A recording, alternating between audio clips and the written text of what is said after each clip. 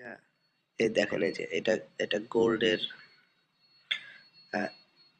মানে on day time ফ্রেমের signal. এই যে সেল সিগন্যাল আসছে, মার্কেট দেখেন কোথায় থেকে কোথায় আসছে। আপনি দেখেন এটার প্রাইস হলো 5,400 থেকে আপনার নামছে হলো 4,400।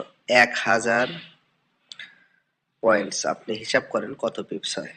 আর এইখানে দেখেন একটা বাই সিগন্যাল আসছে, এটা ডে চার্ট, এটা কিন্তু ওয়ান ডে বাই সিগন্যাল আসছে। এখানে দেখেন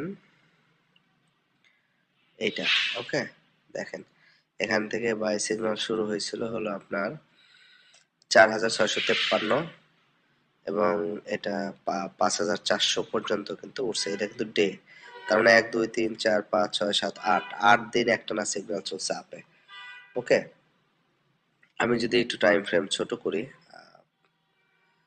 একদিনে যদি না যাই, আপনার ধরেন 1 আওয়ার চার্টে যদি যাই, ওকে, 1 আওয়ার চার্টে দেখেন এই যে একটা সেল সিগন্যাল চলতেছে।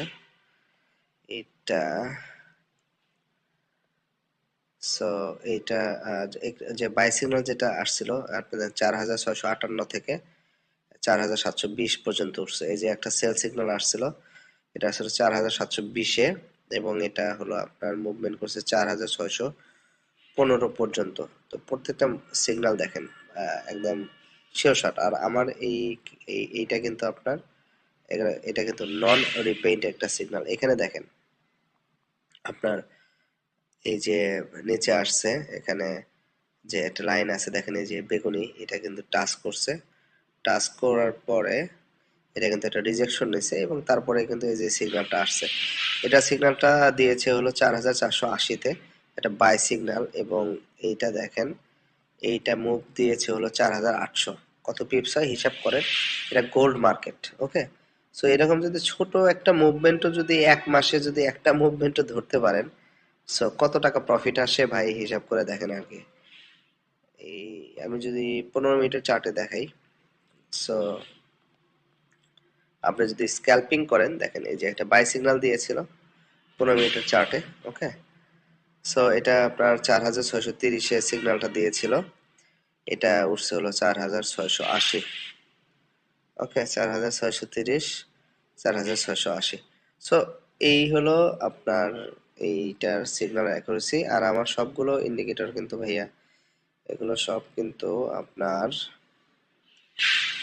নন রিপেইড। ওকে, সো এই যে দেখেন সেল সিগন্যাল 5 মিনিটের। সো আপনি যদি 10 মিনিটের চার্টে দেখে যদি সিগন্যাল নেন 5 মিনিটের, সো এটা এটা একটা দেখালাম, এরকম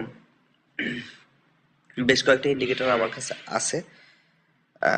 গোল্ডের জন্য আছে আলাদা, ফরেক্সের জন্য আলাদা আছে, ক্রিপ্টোর জন্য আলাদা আছে। হ্যাঁ, সো আমি এক একটা সময় এক একটা ইউজ করি, কারণ মার্কেটের কিছু বেসিক জিনিস আছে সেগুলো মেনটেন করে করতে হয়। সো এই হলো অবস্থা। সো থ্যাংক ইউ, ভিডিওটা দেখেন, আশা করি ভালো লাগবে।